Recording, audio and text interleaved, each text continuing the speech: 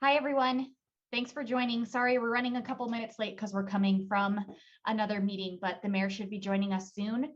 And just to give you a little heads up, we're going to run this like we do most of our other media briefings. So if you have a question, feel free to put that in the chat so that I know that you're waiting to ask something at the end. And we should have time for the mayor to address those or for me to give some clarifying information before we wrap at 2:30 as well. Thank you for being here.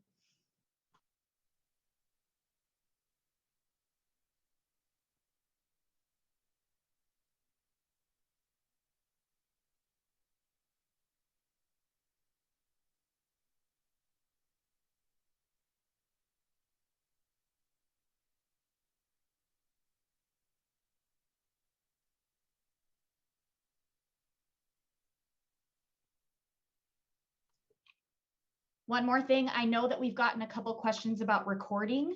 And yes, you are fair to record in the Zoom. The mayor will give remarks off the top. So just wanted to make that clear. If you plan on recording, once she's in the room, we should be good to go.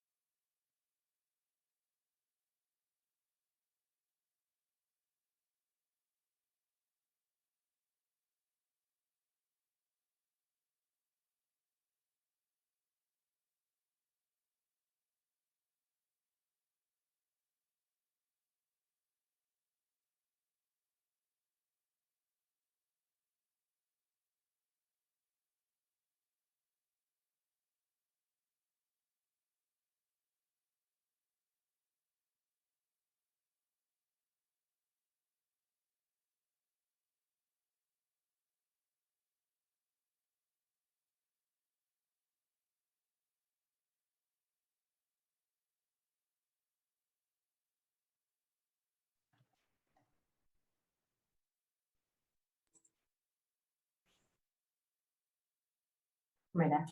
You're there. Right. A little crooked, but I don't want to. Well, hello, everybody. I hear that I'm a little crooked in the camera, but we are running late, and so I just want to get going. I'm sorry to keep you waiting. As you know, this week's been a little nutty. It was supposed to be a quiet week for me in advance of my state of the city, but we've had one event after another event after another event, or I should say, speaking expectations, not events, since last week and all through today. And with that, I want to just go into an announcement I have, but provided some context.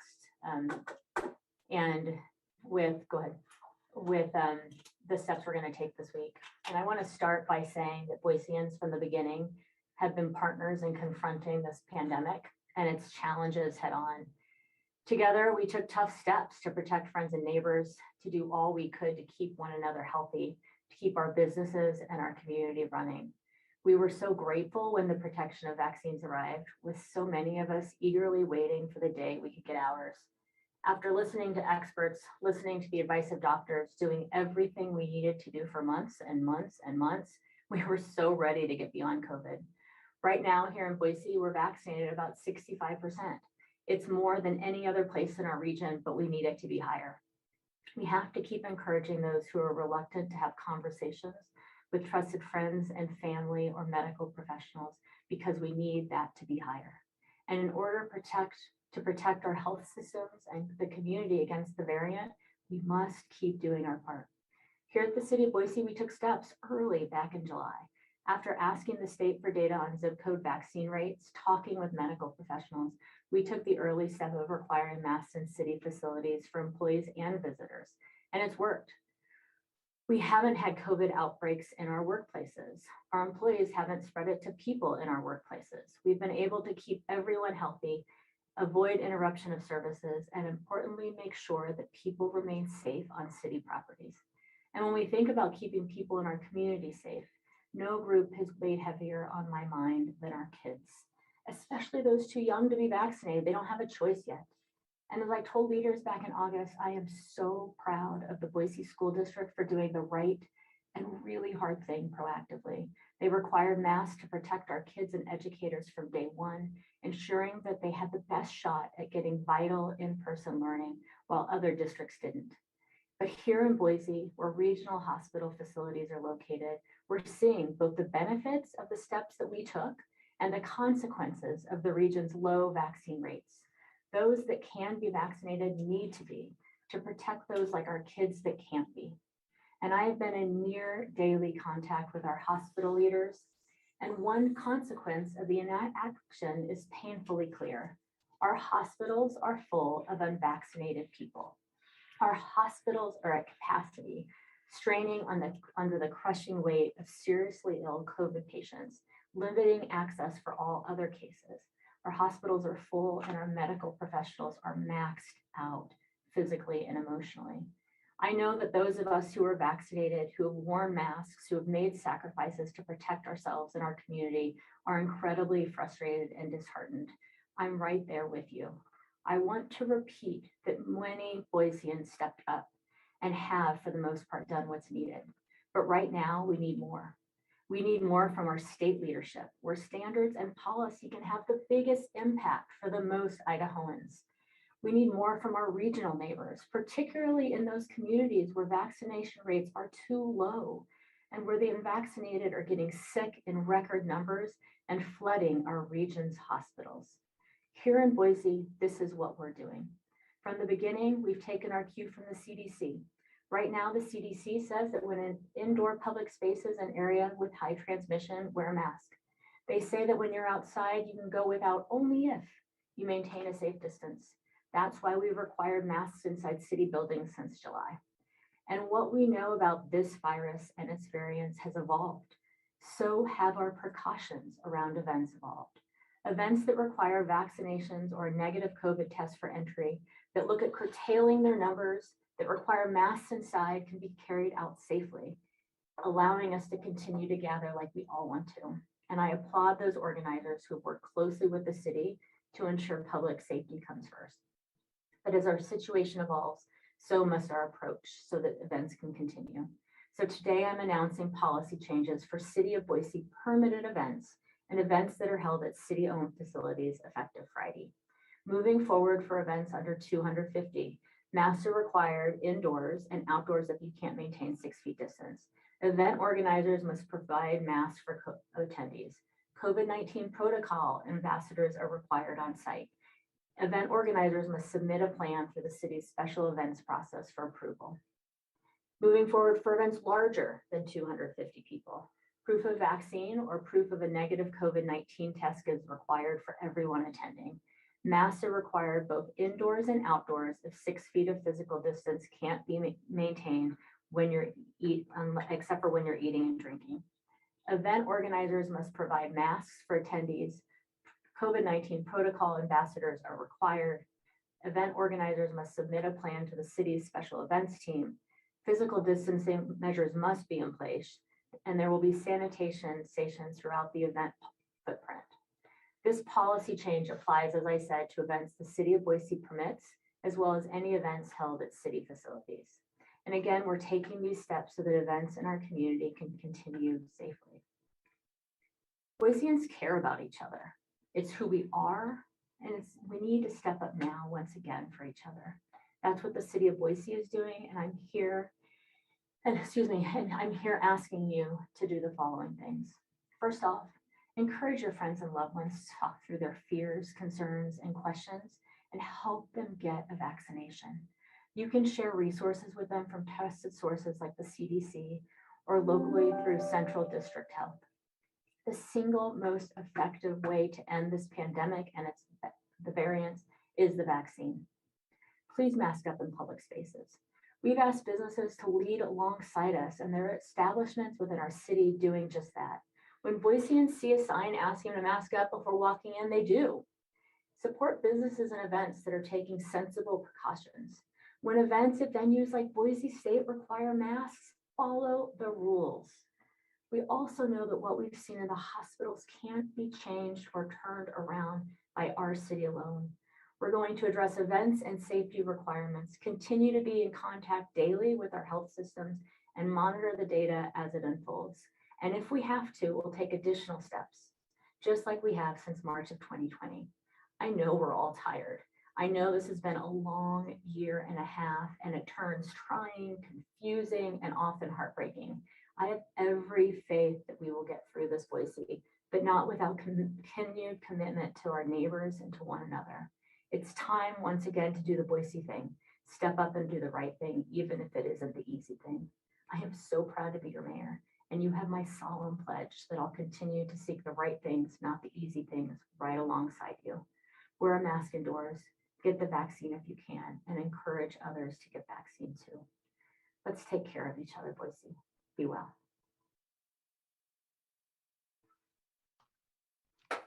Thank you, Mayor. And I know we have a lot of members of the media joining us, so feel free to reach out in the chat, or if you want to jump in right now and ask a follow-up question about the special events announcement today, please do. Kyle, I see you. Hi, thank you, Bonnie. Hello, Mayor. Thank you for having us today. I was curious if this order applies to Boise State football. I know we're expecting, I think, 36,000 people in attendance for Saturday's game. Just curious how that applies here. This order applies to events permitted by the City of Boise and those in City of Boise facilities. And that doesn't include football, correct? Football is not permitted by the City of Boise. Okay. Joe Paris, you're up next. Joe Paris at KTVB. Mayor, thanks for your time. I'm curious, at this point, why has the decision been made to not go further? As we've seen earlier in the pandemic, you have the authority to take more, aggressive action. Is there a reason that you didn't want to extend a masking policy to things like local businesses, churches, and schools? Sure, that's a great question, Joe. And it allows us the chance to remind ourselves that we've learned so much in the last year and a half. So in the early days, nobody, public health professionals, weren't sure how laser of focus you could take to prevent the spread of COVID. So we did what we could do with the best information at the time. Over the course of the last 18 months, we've learned so much about what's necessary and needed.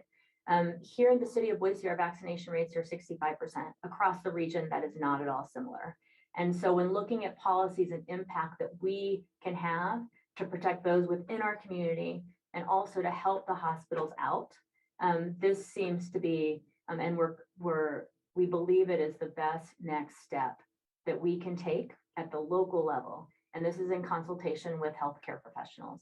And I mentioned in my remarks that what is needed is a regional approach, a state approach, because this virus crosses zip codes. The regional hospitals are in our city. The Capital Sun has done great mapping of vaccination rates and the cases that align with those vaccination rates. And so something that we can do right now that attracts people into the city from various zip codes throughout the region is to look first at events. All that being said, we will continue to monitor the situation daily. I'm in daily contact with leaders at the health systems, and we'll make additional decisions if we must. I believe Kyle has another question. Sure.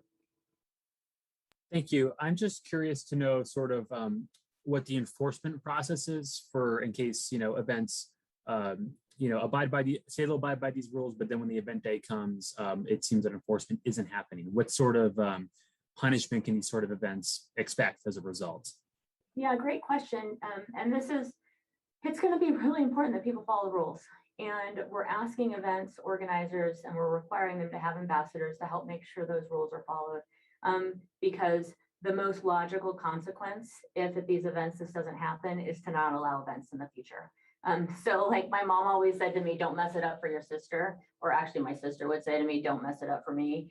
We're relying on the public to follow the rules, the events to be done correctly, because that's what we permit. And if we don't see compliance to the extent that we need to see, then we're going to have to look again at whether events can occur.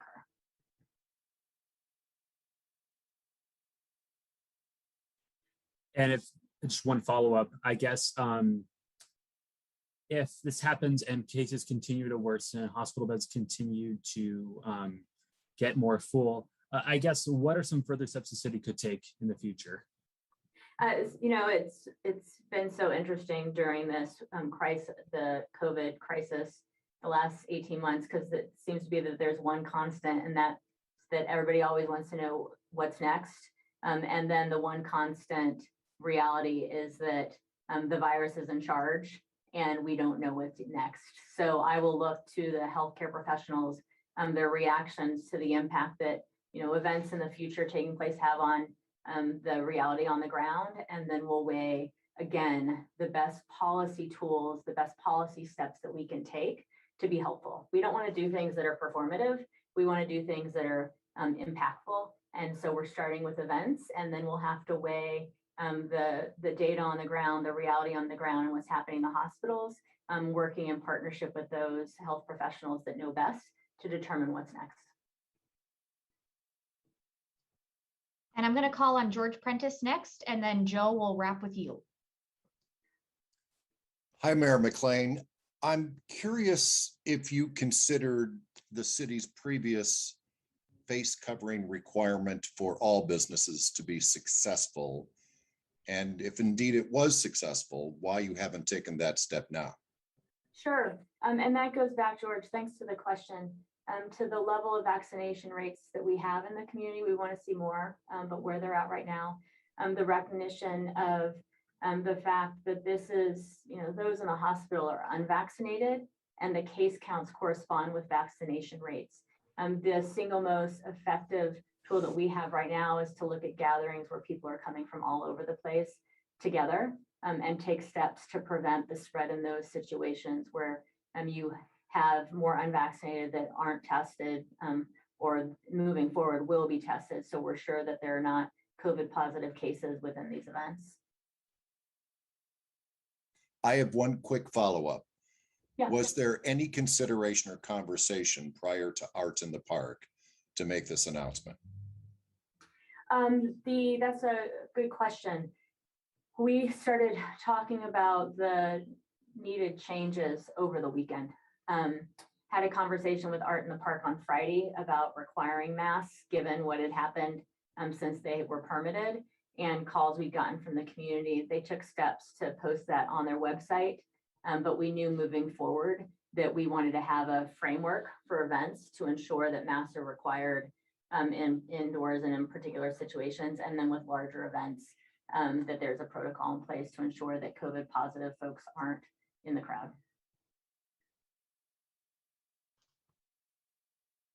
Joe, you can go for your last question. Thanks, Bonnie. Mayor, I've had conversations with other Idaho leaders in recent weeks, and kind of an answer that I've got from them on the elephant in the room, mask mandates, is that they feel at this point in the pandemic, mask mandates just aren't effective. It's become overly politicized, and they feel encouraging people to take the actions they think is appropriate is the best way. I guess, was there a consideration for a mask mandate, or is there a fear that it's just too political at this point that a mask mandate wouldn't effectively accomplish what you're looking to do? I appreciate that. And we've talked with doctors about it, the healthcare systems about it. We've looked at what would be the most impactful at this point if we want to ensure that we're reducing future cases of COVID while hospital counts remain high, and really believe that the most effective tool that we can take at this moment is on events. When you I'll harken back to the vaccine rates in the community. Many businesses and others have stepped up and required them in their own facilities. We know that this is unvaccinated people in the hospitals. And in the early days, we looked to masks and said, well, we'll need masks until a certain number of people are vaccinated. And that's at this moment in time, we believe that given the continued increase in vaccination rates in Boise, which is much higher than the rest of the region, the cases and the location of cases and how closely tied they are to vaccination rates. And in Boise, the gathering of people from all those different locations in our city needs to be addressed by us looking at how we keep folks at events safe. And it looks like we have one more question from Kyle, and then we'll wrap up. Thanks, Mayor. I'm just curious if you know which events will be subject to this new rule first. Bonnie, do you have that, or could you share that with Kyle later? Yeah, and that's actually part of my wrap up. So I'll give you guys that spiel and then we'll close. But obviously there's some big events coming up, including Tree Fort. They just made an announcement this afternoon, but the special events team at the City of Boise will be working closely with everyone who has an upcoming event that will be impacted by this, making sure they know the new framework, and then making sure that they are able to make the accommodations based on these new requirements. So they'll be doing that starting today. And then moving forward, just making adjustments based on this new requirement. So that work is going to be starting. We'll be posting this on our website, and I'll be following up with you all with a news release that has all this information in it too. So definitely some work to be done, and the special events team is ready for that. And this really is a step to make sure that events can continue safely in our community. And as the mayor said, we're grateful for those event organizers who've worked really closely with us to make sure that they're hosting safe events. And we're hopeful this framework will just provide an even greater foundation for that to continue happening.